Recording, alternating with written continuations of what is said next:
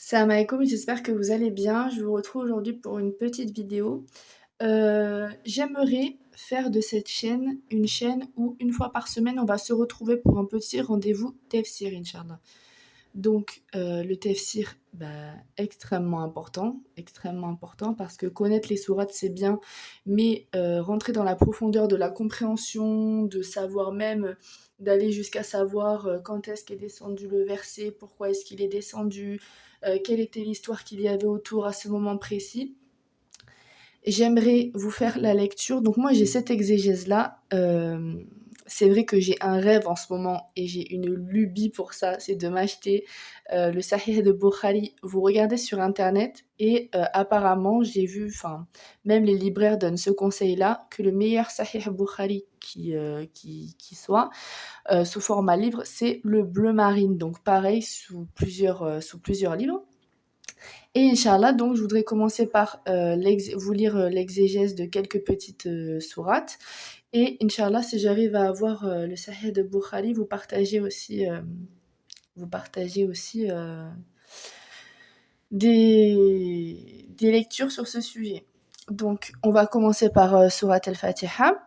Je voulais juste vous dire que je vous mets en description le contact de deux sœurs qui font de la papeterie sur tout ce qui est la lecture. Donc, les marque-pages, tout ce qui est la papeterie en fait. Qui font même, je crois, des porte-livres, l'apprentissage des ablutions, l'apprentissage des invocations du matin, du soir. Donc, si vous êtes intéressés, n'hésitez pas. Voilà. Aussi, un autre conseil quand vous lisez ce genre de grands tomes et qui prennent énormément de temps et qui de toute façon se lisent ad vitam aeternam, c'est de vous acheter, alors, voilà, ce genre de petits post-it. Pas les grands post-it, vous voyez les post-it carrés. D'ailleurs, je sais pas où ils sont les miens. Ils doivent être sur mon autre bureau. Mais Inch'Allah, je vous les montrerai un jour. Ça, c'est la base.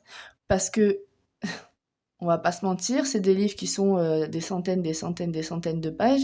Et forcément, on peut pas tout retenir. Donc, on se marque soit les choses qu'on n'a pas compris, soit les choses qu'on veut approfondir, soit les pages sur lesquelles on veut revenir avec ce genre de petits post-it. Parce que c'est vrai que les post-it carrés, quand même, après, ça devient vite fouillis. Alors que là, hop, on se note le vocabulaire, les choses comme ça. Voilà. Donc, on va commencer évidemment par Surat al-Fatiha, l'ouverture. Euh, je vais pas faire aujourd'hui le début du tafsir parce que en fait, vous allez voir. En fait, avant le début du tafsir, il y a une mini explication, son importance, voilà. Et du coup, je me suis dit qu'il serait plus judicieux de commencer par vous lire ça. Et ensuite, dans la prochaine vidéo sur le tafsir, commencer le tafsir.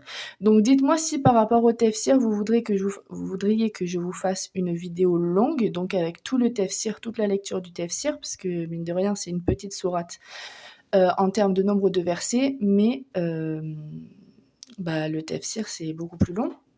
Ou si vous voudriez que je vous fasse plusieurs vidéos avec le tafsir de deux trois versets, plus une autre, plus une autre, plus une autre. Voilà. N'hésitez pas à me le dire en commentaire. Évidemment, n'hésitez pas à vous abonner, à liker, à partager. Ça me donne un petit peu de force. Et, euh, et voilà. Donc, je vais commencer par cette lecture-là. Sourate 1, Al-Fatiha. L'ouverture. On a nommé cette sourate Al-Fatiha car c'est par son écriture que débute le livre et par elle que débute la récitation dans la prière.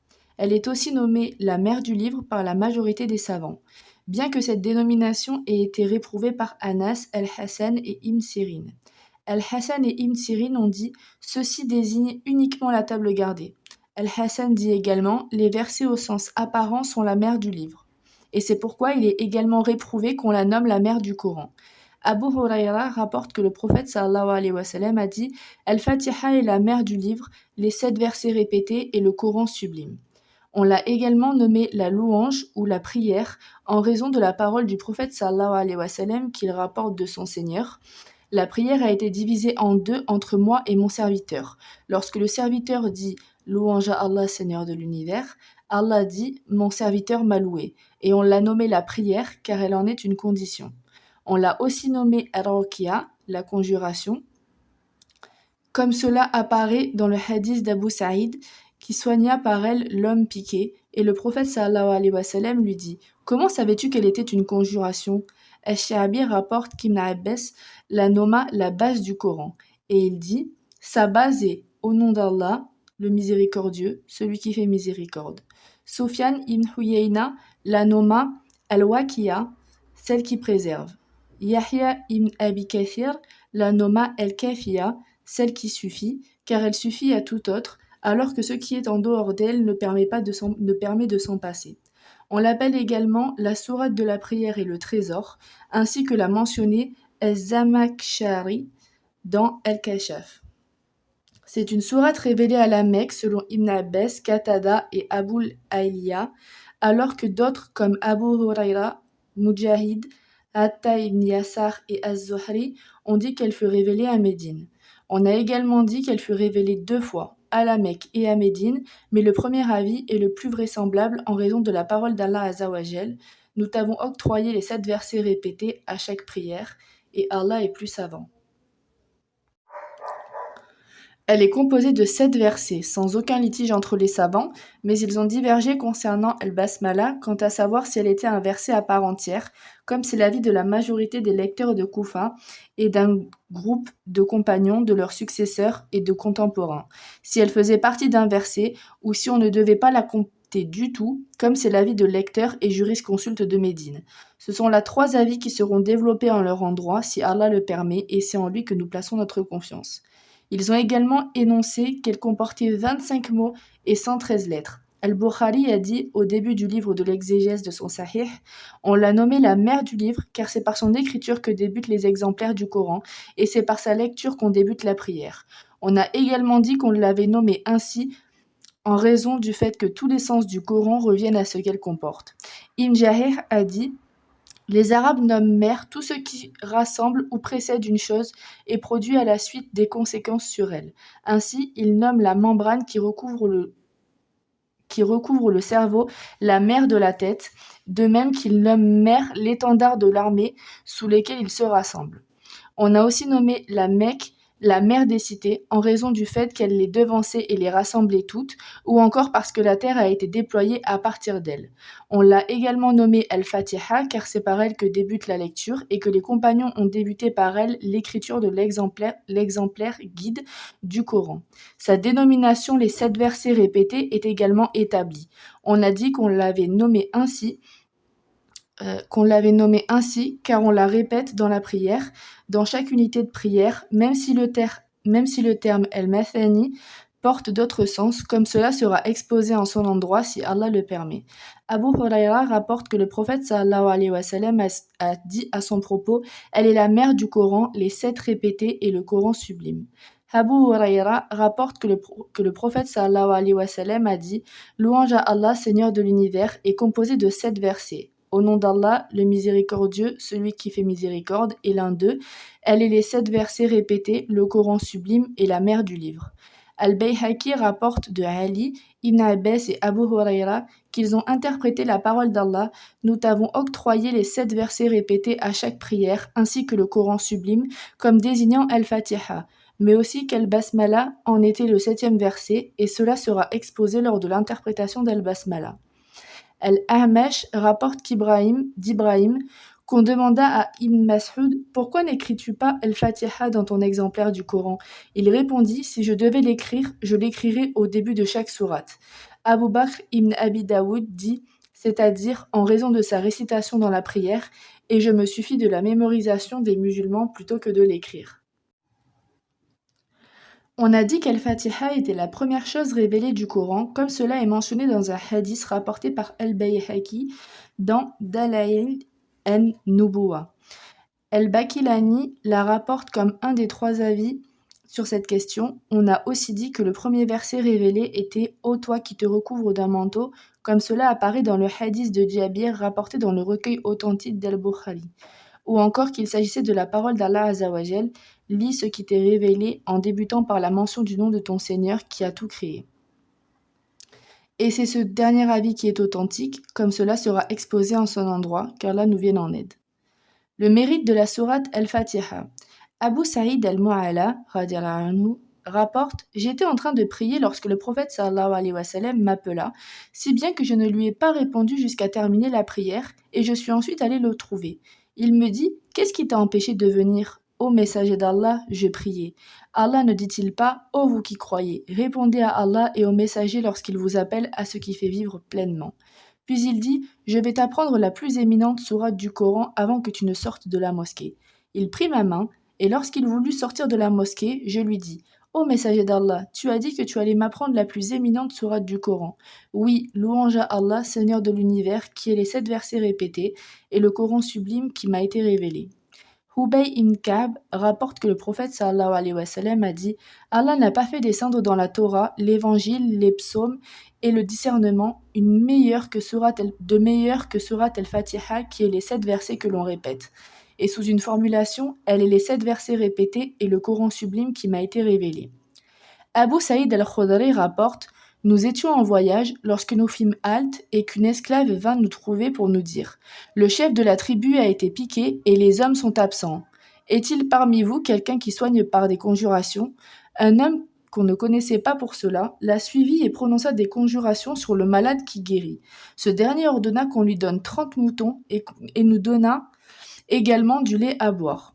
Quand l'homme revint, nous lui dîmes « Savais-tu vraiment soigné par des conjurations ?» Il répondit « Non, je ne l'ai soigné qu'en récitant la mère du livre. » Nous dîmes « N'en parlez pas jusqu'à ce que nous allions trouver le prophète sallallahu alayhi wa sallam. » Lorsque nous sommes arrivés à Médine, nous en avons informé le prophète sallallahu alayhi wa sallam qui dit « Comment savait-il qu'elle était une conjuration ? Partagez les moutons entre vous et accordez-moi une part. » Sous certaines formulations du hadith, il est précisé que celui qui fit cette ruqya était Abu Saïd al-Khudri. Ibn Abbas rapporte « Nous étions chez le prophète sallallahu alayhi wa sallam alors que Djibril était avec lui. Djibril entendit un bruit au-dessus de lui, il leva les yeux vers le ciel et dit « C'est une porte du ciel qui a été ouverte et elle ne l'a jamais été auparavant. » Un ange en descendit, vint trouver le prophète sallallahu alayhi wa sallam et lui dit « Réjouis-toi de recevoir 2 lumières qu'aucun prophète avant toi n'a reçues, l'ouverture du livre et les derniers versets de sourate al-Baqarah.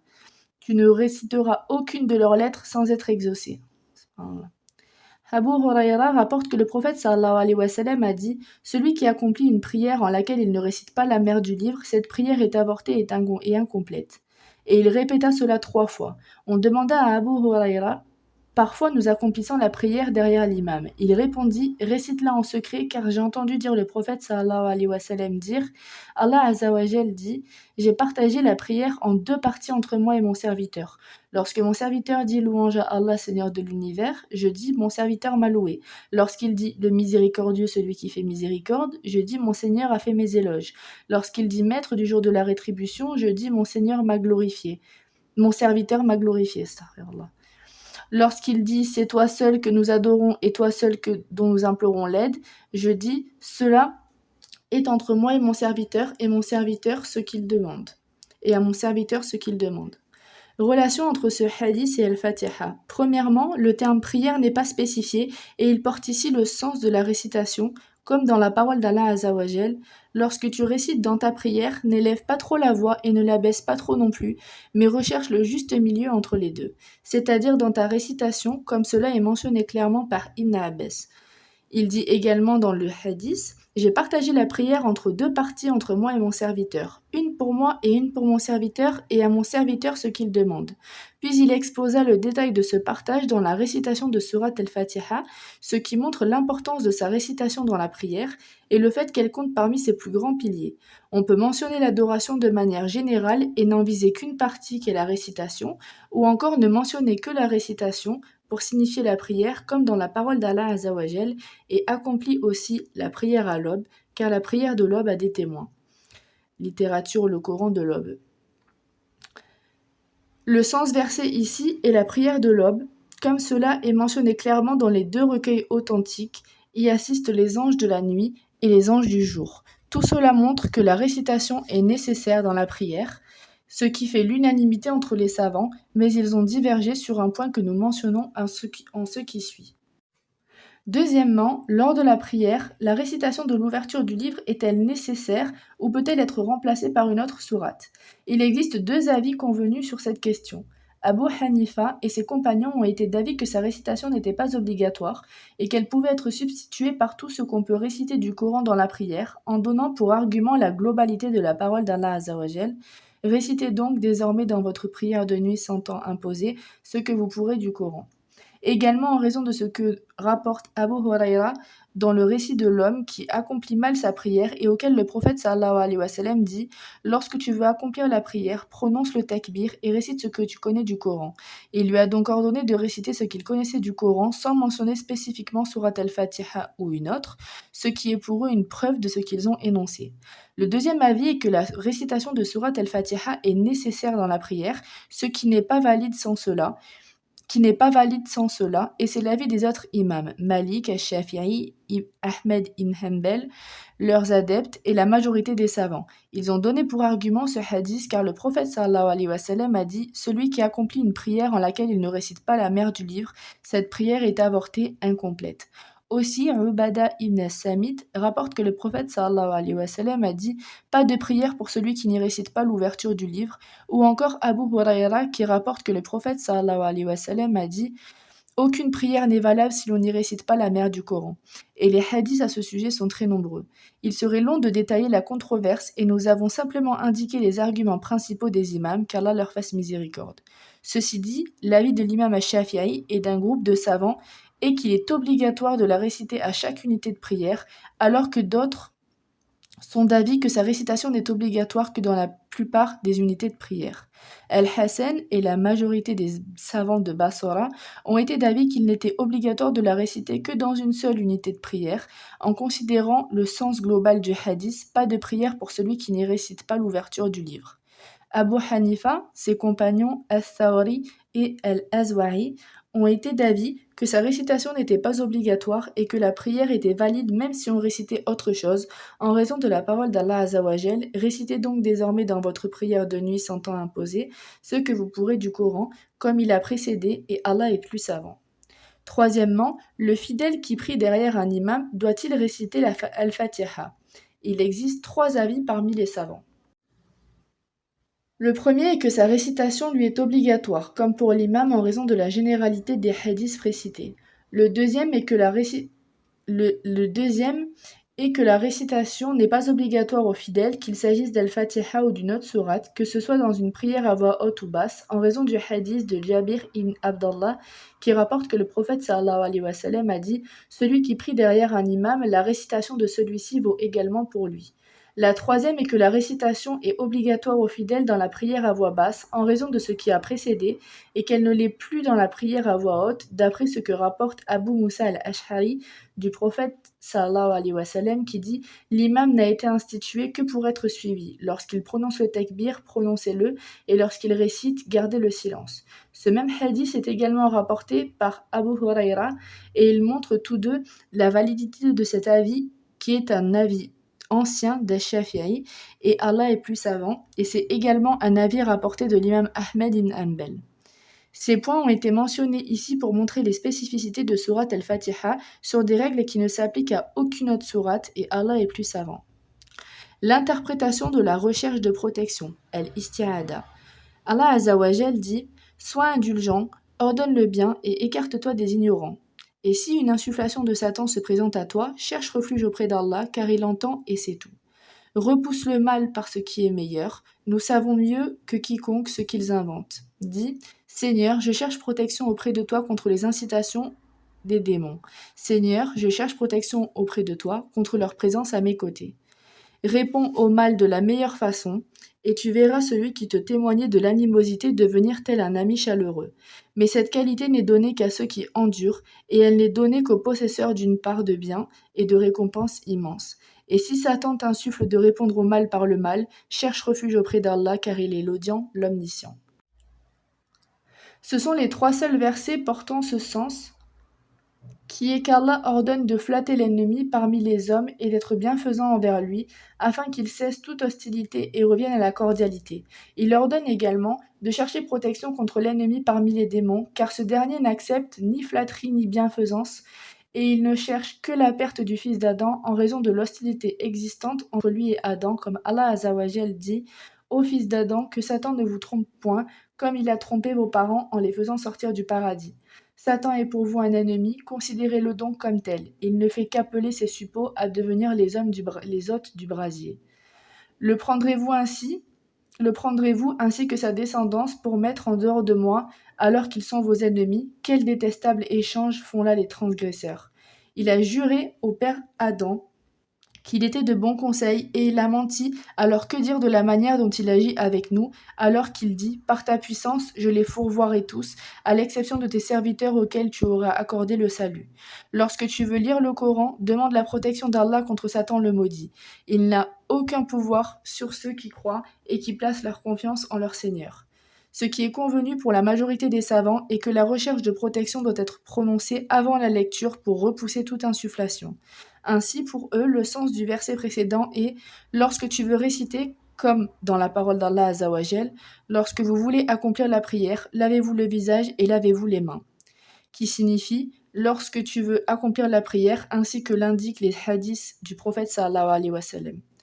Abu Saïd al-Khudri rapporte que le prophète sallallahu alayhi wa sallam se levait la nuit, il débutait sa prière en prononçant le takbir et disait Ô Allah, gloire, pureté et louange à toi, infinie est la bénédiction de ton nom. Que ta majesté soit élevée, il n'y a de divinité digne d'adoration que toi. Et il ajoutait, il n'y a de divinité digne d'adoration qu'Allah, 3 fois. Puis il disait, je cherche protection auprès d'Allah, qui entend et sait tout contre Satan le maudit, contre le fait qu'il soit la cause d'une mort subite, contre le fait qu'il insuffle l'orgueil et incite à proférer des paroles futiles. Suleyman ibn Surad rapporte, 2 hommes se sont insultés devant le prophète sallallahu alayhi wa sallam. L'un insultait l'autre et l'autre agissait de même, et le visage de l'un d'eux rougissait de colère. Le prophète sallallahu alayhi wa sallam dit « Je connais une parole qui, si cet homme l'avait prononcée, aurait disparu ce qu'il ressent. Je cherche protection auprès d'Allah contre Satan le maudit. » On dit à cet homme « As-tu entendu ce qu'a dit le prophète sallallahu alayhi wa sallam ?» Il répondit « Je ne suis pas possédé. » Remarque, la majorité des savants est d'avis que la recherche de protection est recommandée et non obligatoire, au point que commette un péché celui qui la délaisse. Az-Zuhri rapporte de Atta ibn Abi Rabah son caractère obligatoire dans la prière et en dehors, à chaque fois que l'on veut réciter. Atta a pour argument le sens apparent du verset lorsque tu veux lire le Coran, demande la protection d'Allah contre Satan le maudit, ainsi que la constance du prophète sallallahu alayhi wa sallam sur celle-ci. Elle repousse le mal de Satan et toute obligation qui ne peut être remplie que par un élément tiers rend ce dernier obligatoire. La recherche de refuge est plus sûre et une des voies qui mène à l'obligation. Certains ont été d'avis qu'elle était obligatoire au prophète sallallahu alayhi wa sallam, mais pas à sa communauté. On rapporte de Malik qu'il ne la prononçait pas pour la prière obligatoire, mais qu'il le faisait pour la première des prières de nuit du mois de Ramadan. Remarque, Al-Shafi'i dit dans Al-Imla, on la prononce à voix haute, mais si cela est fait à voix basse, ce n'est pas préjudiciable. Il dit dans Al-Um qu'on avait le choix, car Ibn Omar l'a prononcé à voix basse et Abu Huraira à voix haute. En dehors de la première unité de prière, Al-Shafi'i tint 2 avis quant à savoir s'il était recommandé et Allah est plus savant. Si on dit « je cherche protection auprès d'Allah contre Satan le maudit », cela est suffisant pour Al-Shafi'i et Abu Hanifa. D'autres ont ajouté « je cherche protection auprès d'Allah qui entend et sait tout », et d'autres encore ont dit « je cherche protection auprès d'Allah contre Satan le maudit, Allah entend et sait tout », comme cela est rapporté d'Ath-Thawri et Al-Azwa'i. Remarque, la recherche de protection dans la prière est faite en raison de la lecture, comme c'est l'avis d'Abu Hanifa et Mohammed. Abu Yusuf est lui d'avis que c'est la prière qui la motive, ainsi le fidèle derrière un imam doit chercher protection même s'il ne la récite pas, pour la prière du Eid, après l'entrée dans la prière et avant les célébrations de la grandeur d'Allah, alors que la majorité des savants est d'avis qu'il faut la prononcer entre celle-ci et la récitation. Parmi les subtilités de la recherche de protection est qu'elle est une purification de la bouche de ce qu'elle a pu proférer comme futilité et grossièreté. Elle la purifie et la prépare à la récitation de la parole d'Allah. Elle est une recherche d'aide auprès d'Allah, une reconnaissance de sa puissance et de la faiblesse et de l'impuissance du serviteur à repousser cet ennemi déclaré et caché, que seul Allah qui l'a créé peut empêcher et repousser. Cet ennemi qui n'accepte pas la flatterie et qui n'est pas amadoué par la bienfaisance, à l'inverse de l'ennemi du genre humain, ainsi que l'indiquent les versets du Coran à 3 reprises. Allah Azza wa Jal dit « Quant à mes serviteurs, tu n'as aucun pouvoir sur eux et ton Seigneur suffit comme protecteur. » Pour protecteur. Les anges sont descendus pour combattre l'ennemi du genre humain lors de la bataille de Badr. Celui qui fut tué par cet ennemi obtint le martyre, alors que celui qui fut tué par l'ennemi caché fut maudit. Celui qui fut dominé par l'ennemi apparent fut récompensé, alors que celui qui fut dominé par l'ennemi caché fut éprouvé et chargé de péché. Puisque Satan voit l'homme d'où ce dernier ne le voit pas, il cherche protection contre lui auprès de celui qui le voit et que Satan ne peut voir. La demande de protection désigne la fuite vers Allah et l'attachement à lui contre le mal de tout ce qui est nuisible. La recherche de protection, el-iyada, concerne le repoussement du mal, alors que la recherche de refuge, el-iyad, concerne la demande de survenue d'un bien, comme l'a énoncé el-mutanabi. Ô Allah, ô toi, auprès duquel je cherche refuge en ce dont j'espère, et auprès duquel je cherche protection dont ce que je crains. Les hommes ne peuvent réparer un os que tu as cassé, et ils ne peuvent briser un os que tu as réparé. Signification de la recherche de protection. Je cherche protection auprès d'Allah contre Satan le maudit signifie je cherche secours auprès d'Allah contre Satan le maudit, le fait qu'il me nuise dans ma religion ou ma vie mondaine, qu'il m'empêche d'accomplir ce qu'on m'a ordonné, ou qu'il m'incite à commettre ce qui m'a été interdit, car seul Allah peut éloigner Satan de l'homme. Dans la langue arabe, le terme Satan, shaitan, est dérivé du verbe shatana, qui désigne l'éloignement, ainsi sa nature est éloignée de celle de l'homme et il est éloigné de tout bien. On a également dit que le terme dérivé du verbe shatta, qui signifie brûler, car il a été créé de feu. D'autres ont dit que les deux significations étaient authentiques, mais que la première était plus correcte. Le terme Satan dérive de l'éloignement selon l'avis authentique, et c'est pourquoi on nomme tout djinn, homme ou animal qui se mutine, démon. Allah Azza wa Jal dit « Tout comme nous t'éprouvons à travers eux, nous avons dressé contre chaque prophète des ennemis, des démons d'entre les hommes et les djinns, les uns insufflant aux autres les paroles enjolivées afin de les abuser. » Abu Dhar rapporte que le prophète sallallahu alayhi wa sallam a dit « La prière est invalidée par le passage devant le fidèle d'une femme, d'un âne ou d'un chien noir. » Ô messager d'Allah, pourquoi le chien noir et pas le roux, le jaune ou le blanc? Il répondit « Le chien noir est un démon. » Yazid ibn Aslam rapporte de son père que Omar ibn al-Khattab radiallahu anhu monta un canasson qui ne cessa de se pavaner. Il ne le frappa pas, si bien qu'il ne cessa Bismillah. Il ne le frappa pas, si bien qu'il ne cessa pas de se pavaner. Il en descendit et dit « Vous m'avez fait monter un démon, j'en suis descendu, lorsque mon âme a réprouvé cela. » Et la chaîne de transmission est authentique. Ar-Rajim désigne celui qui est lapidé, éloigné de tout bien, comme Allah Azza wa Jal dit « Par Allah, nous avons orné le ciel le plus proche de la terre, de lampes, dont nous avons fait des projectiles pour lapider les démons. Nous avons orné le ciel le plus proche de la terre d'une parure d'astres, et nous l'avons protégé contre tout démon rebelle. Ils ne peuvent épier les assemblées célestes sans être lapidés de toutes parts, et refoulés, puis ils seront voués à un châtiment perpétuel. Si l'un d'eux cherche à en ravir quelques brives, il est alors pourchassé par un météore flamboyant. Par Allah, nous avons placé dans le ciel des constellations et l'avons embelli pour ceux qui le contemplent, et nous l'avons protégé contre tout démon maudit. Si l'un d'eux cherche à y écouter furtivement, aussitôt un météore flamboyant le poursuit. Et d'autres versets encore. On a également dit que Ar-Rajim désignait celui qui envoie aux gens des insufflations et moyens de les détourner du bien, mais le premier avis est plus convenu et correct. Voilà pour ce qu'en dit l'exégèse du Coran de la sourate Al-Fatiha. Et j'espère que cette petite lecture vous aura plu. Et prochaine vidéo sur donc le tafsir, le début du tafsir de sourate Al-Fatiha. Je pense que je ferai verset par verset. Je ne sais pas encore. Dites-moi encore une fois dans les commentaires si vous voulez que je vous fasse une longue lecture avec tout le tafsir de sourate Al-Fatiha, ou verset par verset, ou 2-3 versets par 2-3 versets. Votre avis m'intéresse. Voilà, je vous dis à une prochaine vidéo. Inch'Allah. Salam alaikum.